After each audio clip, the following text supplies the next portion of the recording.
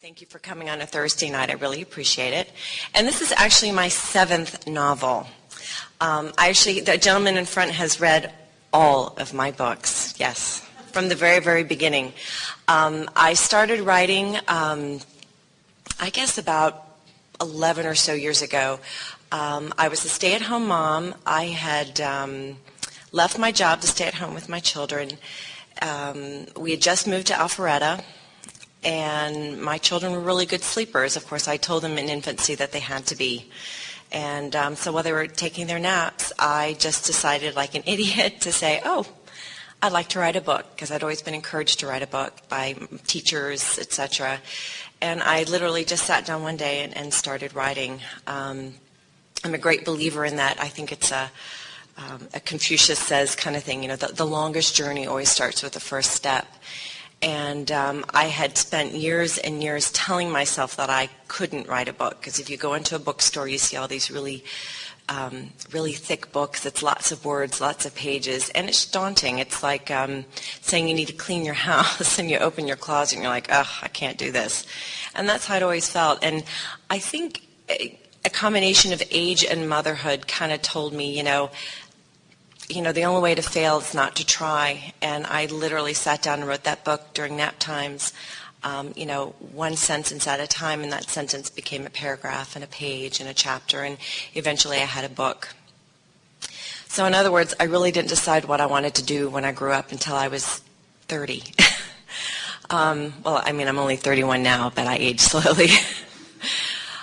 So it was an adventure. I didn't know anything I was a marketing major in college. I went to Tulane in New Orleans, and because my father paid for my education, I was a business major, even though my big fortes were reading and literature and music. So I was a business major, and I worked in the business world. So it kind of took me by surprise. I'd always been a huge reader. I don't think you can be a writer without being a reader. Huge reader. And my teachers had always told me, you need to write, you need to write. And so finally, at about age 30, I decided, yeah, this is what I was going to do. But anyway, I took that manuscript, I entered it into a writing contest, and it ended up winning the contest. The finalist judge was a New York City literary agent who used to be Nora Roberts' editor. That's my one claim to fame. And I've met Nora Roberts. This agent offered to represent me, and she has sold all of my subsequent books. So it was kind of a stroke of luck. That's not to say that I've had, smooth sailing ever since. It's a very difficult job. Thankfully, I have 2 teenagers at home to drive me crazy, so I'm not totally being driven crazy by just my career as well. But just a little bit of background about what I write. I write what I call Southern women's fiction, grit lit. And all of my books take place in the South. I've written, my first book was set in Georgia. It was actually an historical set in Roswell, Georgia during the Civil War. My second book was Reconstruction, Louisiana. And then my third and fourth books, all the rest of my books have been contemporaries. My third and fourth books were set in a fictional town called Walton, Georgia, which is basically on, it is based loosely on the town of Monroe, Georgia, only because I know people there and I was able to visit. And then my next book was set in Pawleys Island, South Carolina. The book after that, The Mountains of North Carolina. This current book is in the fictional town of Indianola, Louisiana. And my book next year is A Return to the Low Country, which will be in McClellanville, South Carolina. But I write gritlit because even though I've kind of lived all over the world, I always identified with being a Southerner. They say, to be a true Southerner, it depends on where you were born. Well, I was born in Tulsa, Oklahoma, but both my parents were born and raised during the Depression in Mississippi. My father in Macomb, Mississippi, and my mother in Indianola, Mississippi. And I come from a mixed marriage. My father is Southern Baptist and my mother is Roman Catholic. So, being raised with Southerners who, grew up during the Depression and very religious, it really has an impact on you. I remember we lived in London for 7 years, but I looked forward to my 2 or 3 weeks spent at my grandmother's house in Indianola, Mississippi, where my mother would sort of congregate with her 4 sisters. and would sit around the kitchen table for hours and hours and hours drinking coffee and talking girl stuff. And I didn't have a sister. I had 3 brothers. And that was something I always blamed my mother for. You know, I think I was scarred for life because she never gave me a sister. And when my little brother was born, they promised me it would be a girl, and they bought me twin canopy beds from me and my little sister. So when Stephen was born, I called him Stephanie for the first 5 years of his life and dressed him up in little girl clothes until he was big enough to fight back. And he did turn out okay, but I've always wanted a sister, and I think one of the reasons why I do write about women and sisters is because that's my way of giving myself sisters. But I remember sitting under the kitchen table in my grandmother's kitchen listening to my mom and her sisters and just go on and on and on just about girl stuff. And I always thought that I was deprived because I never had anybody like that I could have that relationship with. Yes, just 3 brothers who picked on me relentlessly, but I love them, really. But anyway, that southern sensibility that all of my mother's sisters stayed in Mississippi. Actually, one of them now lives in Lithonia, Georgia, but especially with parents who were born in that generation of doing without. You know, I have such fond memories of my father, both my parents are still living, but there's something about that generation that really touches me, and I try to recreate that in some of the older characters that I write about in my books. I remember my dad, you know, telling me stories of how hungry he was sometimes growing up, that he would eat grass from the backyard. And giving his only sweater to like the only kid in school who was worse off than he was. And as a matter of fact, his best friend in high school was actually Fred Hayes, who was one of the Apollo 13 astronauts. So it's amazing that 2 kids out of the same kind of background could do so well. But I remember when I was living in London and getting up to go for my early morning jog, like at 5:30 in the morning, and seeing my dad sneak into the house, and he had a copy of the London's Financial Times in his hand, because all he wanted to do was check the stocks and then return it to the neighbors, you know, without having to actually buy his own subscription. You know, I remember years of Christmas, you know, where you slide open the Christmas paper so that you don't tear it so you can reuse it, and washing foil, aluminum foil, all those kinds of things. Well, it sticks with you. And when my dad turned 65, he'd never drunk coffee before in his life, but he decided since he can now get it free at Crystal, he was going to start drinking coffee. So these are the kinds of things that, you know, it's just... You know, and the stories that I heard from my grandparents, my aunts and uncles, you know, I'm talking ghost stories, stories of relatives, relatives that we weren't supposed to talk about, you know, just those things that it creates a color in your mind about just life and lessons to learn. And that's why I choose to try to harness these things from my growing up into what I call my gritlet books. What I like to do is read a little bit from Learning to Breathe, my latest. The funny thing is there's 5 Roman Catholic sisters in this book. The youngest, Brenna O'Brien, is much younger than the rest of her sisters, and the only single one. And they've been trying to set her up. They want her to be as happy as they are in marital bliss, and she has reasons for not wanting to. But my books I also call Steel Magnolia type books. If you've read that story or seen the movie, you'll understand it's very Southern. You have your, you know, beloved Southern characters with all their wonderful peculiarities, but you also have some really serious family issues going on. And for women my age, that tends to attract me more than, you know, I'll always put a little of a love story, a little bit of a mystery, and even a little bit of family issues. But my focus will always be that woman and her journey. Because women my age, that's what we're up against. We're not, you know, these 20-year-old nubile people who, you know, their biggest concern is, you know, their next raise or, you know, what they're going to wear to work the next day. That's just not, you know, I've got kids. My characters most of the time have kids or are dealing with kids, you know, and their issues and aging parents, world issues, that kind of thing. Sort of, women of my generation who are kind of stuck in the middle between raising children and taking care of their parents. So it's a unique situation, and there's a lot of us out there at kind of the tail end of the baby boomers.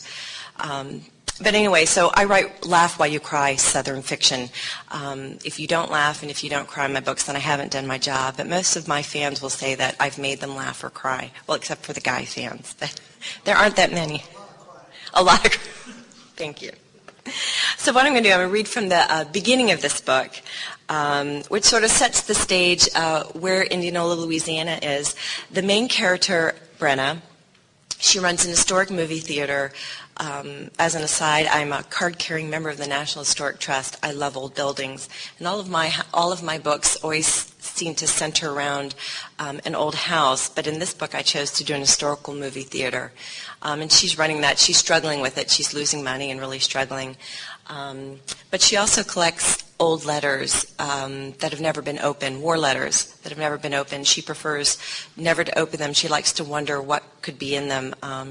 She has a little phobia against disappointment, and if she never delves too far, then she's guaranteed not to be disappointed. And I got that idea. It was really interesting. My father is a huge stamp collector, and he'll buy huge lots, like on eBay. And when you buy a lot, that means, it's basically a box full of stamps, some of the stamps still attached to the envelopes. And occasionally he'll find an envelope with a stamp on it, but the envelope's never been opened and the letter's still inside. And I just thought, when you showed me the first one, it was like from New York, 1908, and I just thought, oh, wow. He says, yeah, well, you can't open the envelope because you'll decrease the value. I'm like, I'm dying to know what's in there, what was in the letter. And that sort of sparked the idea for this book, for this woman who is so afraid of disappointment that she will never take that leap of faith to discover what life really holds for her. But so the beginning is kind of serious, and then I'm going to read you just a very brief scene from one of her blind dates that one of her sisters set her up on that I've really enjoyed, and it is also based on a true story. I always steal from real life. I think it makes fiction much more readable. Chapter 1. The brittle yellowed paper of the sealed envelope felt light and inconsequential in Brenna O'Brien's hand. Her fingers brushed the elegant faded script on the front, and she marveled at how something so full of possibility could seem so fragile.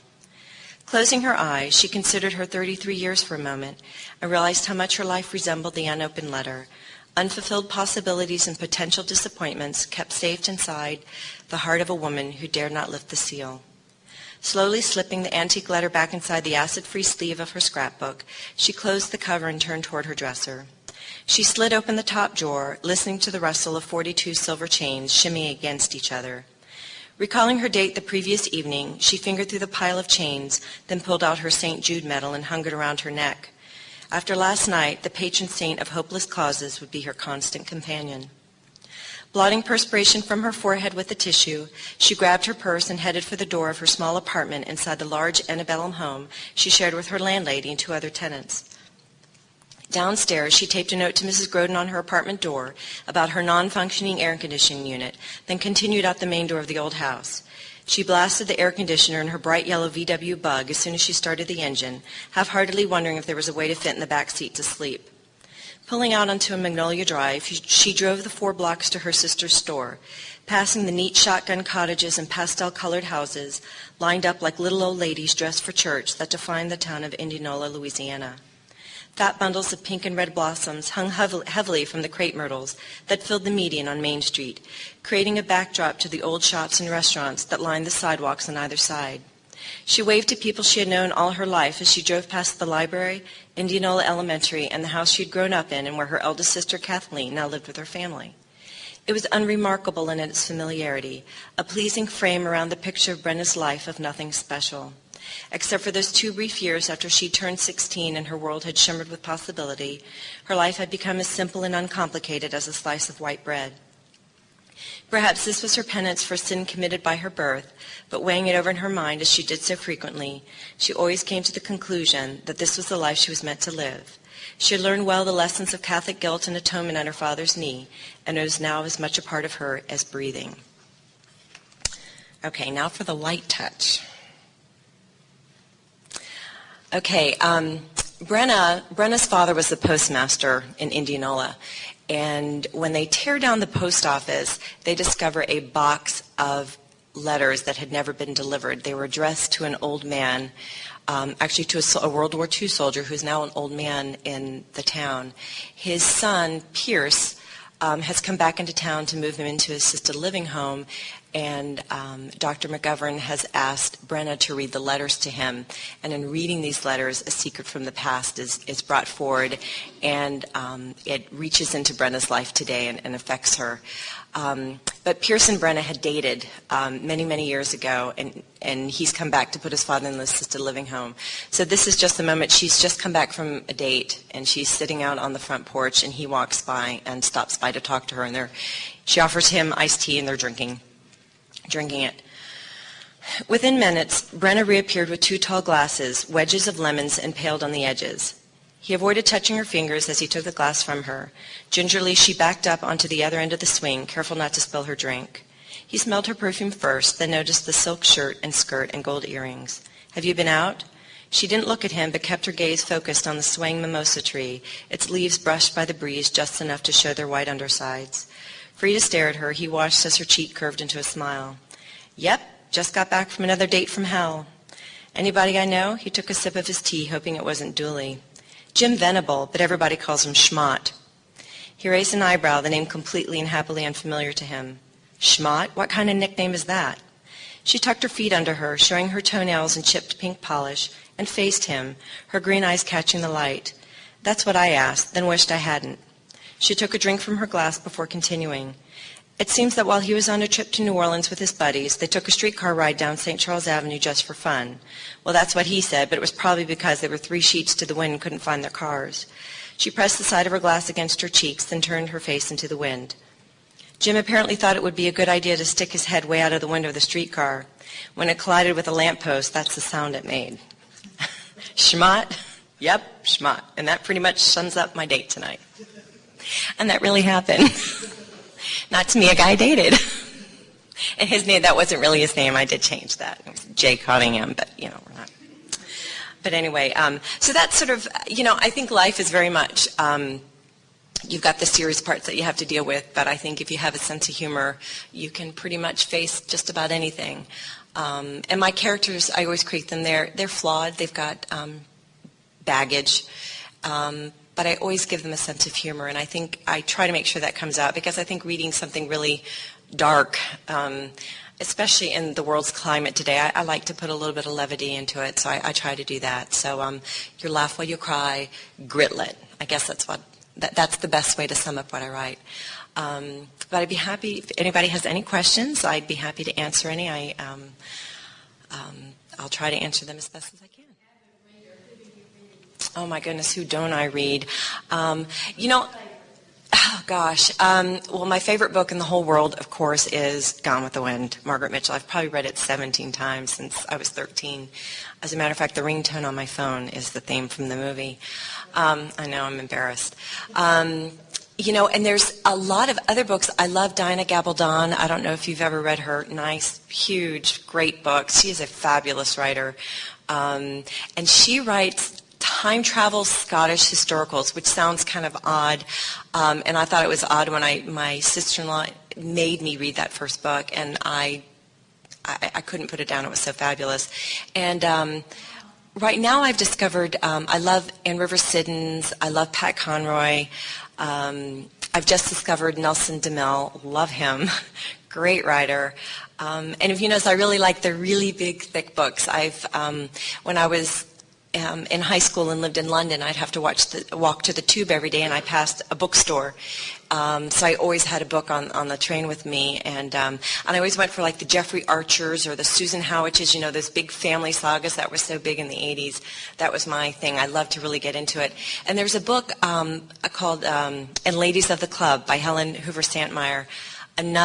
What a great, great book. And that was her only book she ever wrote. It took her 60 years to write it, and she was 80 when it was published, which told me that you're never too old to really discover what it is that you want to do. And I really admire that book. But a lot of Southern writers, I had to read all the Mark Twains and the Eudora Weldy and Harper Lee, To Kill a Mockingbird is a favorite.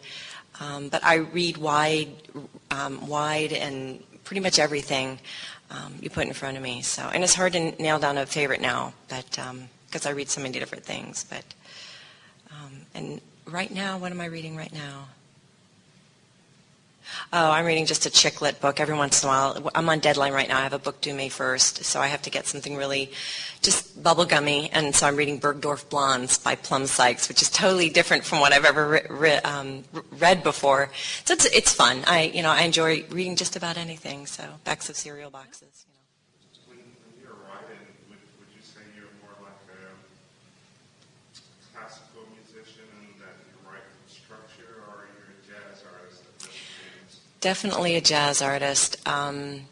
I find that when I try to put structure into my writing, like do an outline and character stretches and plot sketches, I just get bored with it. To me, it's like reading a book that you've already read the last chapter of. It's scary doing it that way. I don't recommend it. I mean, I sit down every day at my computer and stare at the blank screen. I'm just like, okay, Muse, come to me now. I have a book due. But I find it's more the things that come to me while I'm writing, when I don't expect them, when I don't plan them, that's the best writing that I do. Obviously, I have to have some idea of the plot. To sell the book to my publisher, I have to give them some kind of an idea of the plot.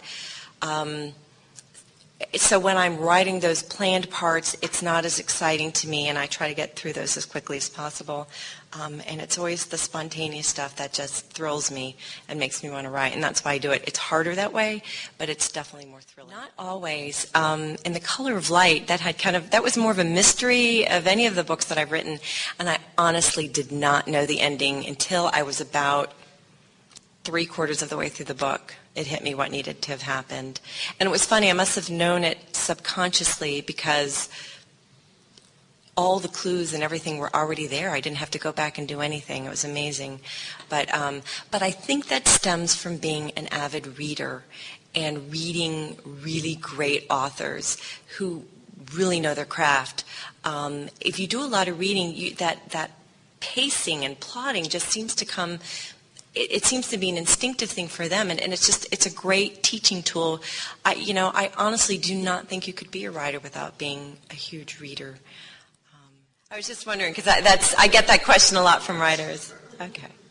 I get that question a lot from writers. And the thing that, if anybody is, a potential writer or is writing right now,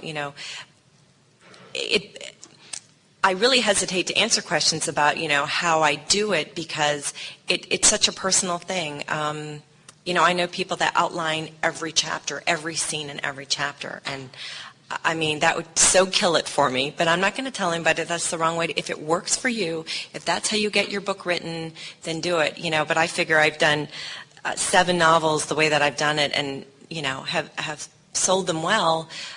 So I think I'm onto something. It drives me crazy, but, we're all a little crazy. Trial by fire, it's been very difficult. I think I was very, very naive in the beginning, and I made some really stupid decisions, really stupid choices. But again, I can't look back and say that was the wrong thing to do, because those decisions led me to where I am now. I write for Penguin Publishing, which is one of the largest publishers in the world. That's not where I started, so obviously things that happened kind of had to happen for me to get where I am, if that makes any sense. I just wish, I have a business background. You think I would be more attuned to stuff, but writing is an art form, and I always thought that that's what it was. I was the artist, and, I had business people to take care of that, and unfortunately, that's not really how it is. You really have to keep an eye on your business. And marketing, you have to know some marketing. I would like to say that this book is one of a kind and unique, but everything about this book, it's a product like deodorant on the grocery store shelf. From the marketing department, the way that they sell it to their distributors, to the art department, the way they design the cover, everything about it, the way that they put book club discussion questions at the back so they could market it to book clubs. This is a stick of deodorant, I kid you not. And it kills me to say that because to me this is my child. I created this and I'm proud of it and I think it's a good book.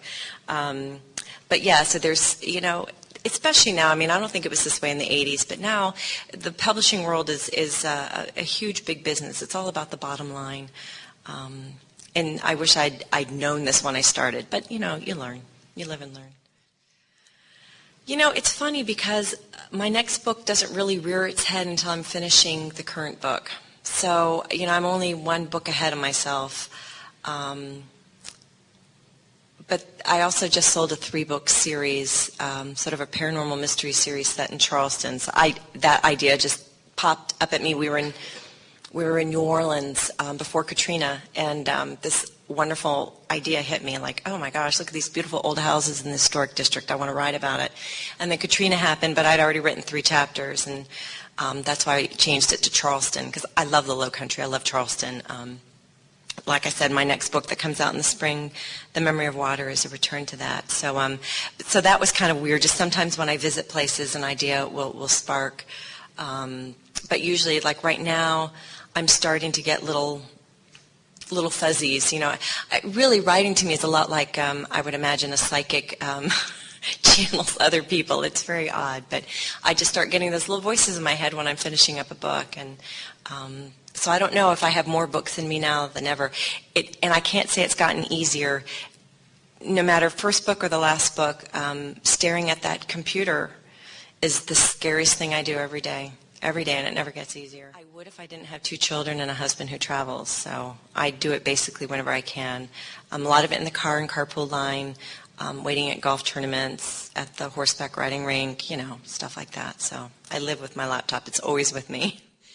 Okay, all right, I'll bring that up. My very first book, I'm not Nora Roberts, not yet. I'm working, I'm growing my fan base. I'm selling more and more books. I'm, getting better contracts. So it's like a career. You get bigger and hopefully better with each book.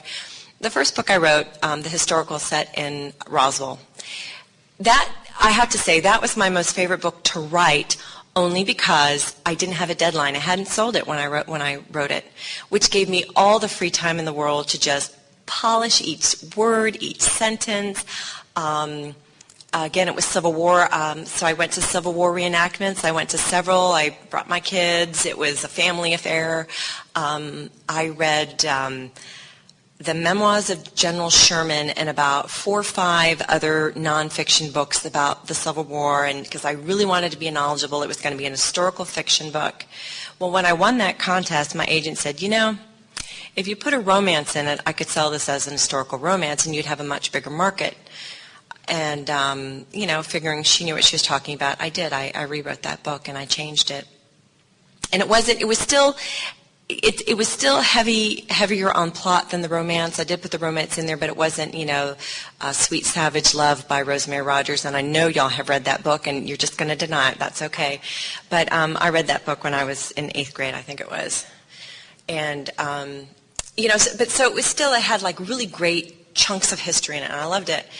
So when my agent sold it, and this was in the days of dial-up modem, this wasn't DSL days, and I remember my editor saying, oh, we have your cover, I'm going to email it to you. So I had my son in the room with me. He was, 5 at the time, he was small, and he's standing next to me, and I download, I'm like, oh, it's my cover. And, remember the old time, it would come line by line by line, and so it started at the top, and I saw my name, Karen White. I'm like, wow, my name's so big. That's kind of fancy lettering, though, I don't get that. It was kind of gothic looking. And it kept on going down and down and down, and then I saw a woman, and it's like, didn't look like she had clothes, like, over her, shoulders, and it came down, and sure enough, it's like 2 half-naked people on my cover. And the worst part, and it didn't really register at first until my son from behind me said, Mom, why does that naked lady have your face? Like, oh my gosh, she does. She looks just like me. It's the most humiliating moment of my life. But, again, you live and learn. Now I actually get consulted for my covers. And I have to say that when they gave me this cover, and it wasn't this cover at all, it was basically the cover for The Color of Light, but it said Learning to Breathe on it. And I'm like, okay, It's not a beach book. Why is there water on the cover? I'm like, well, The Color of Light did so well. We were trying to, make it similar. I'm like, well, it's so similar. I think people who've read The Color of Light will look at it and say, oh, I've read this book, and put it back. So very diplomatic, and I have to say, being in the business world as I was, I can be diplomatic, just not with my children or husband. I can be bossy with them. But I basically said, I'll bow, in the face of your, expert people, but A, I think people think they've already read the book, and B, it looks like a beach book, and it's not. It's set in this little rural town in Louisiana. So they came back, and they just did such a great job. They really, really did. I think, and it's amazing, and this is something, at Penguin, their art department, I think, is only like 6 people, and they do everybody's cover, Stephen King and, all the other people that write. And it's amazing that they will pay attention to little old me and give me such great covers, but they do. And the only thing that I'm very specific about is no more naked people, please. And they haven't. No, there's no people, naked or otherwise, so I'm very happy about that. So I have 2 teenagers. Did I say that? That's why I'm here. Please ask questions so I can stay here at least until they're in bed. Just kidding. Not really.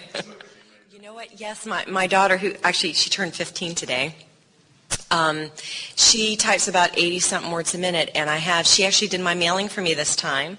I have a publicist that I pay lots of money to, and I said, I'm just not paying a publicist this kind of money when I can get it for almost free for my daughter. So I bought her a pair of sunglasses, fancy sunglasses, and she seemed to be pretty happy with it. But my son, he doesn't have that. She's much more, she won't make an error. She's much more conscientious than my son. But yeah, my daughter has been a huge help. And as soon as she gets that driver's license, I'm never going to a grocery store ever again, ever. But so that's one good thing about the kids getting older. One good thing. Yeah, and it's what I call moonlighting meets the sixth sense. And Charleston is next to New Orleans, is probably one of my most favorite cities in the world. The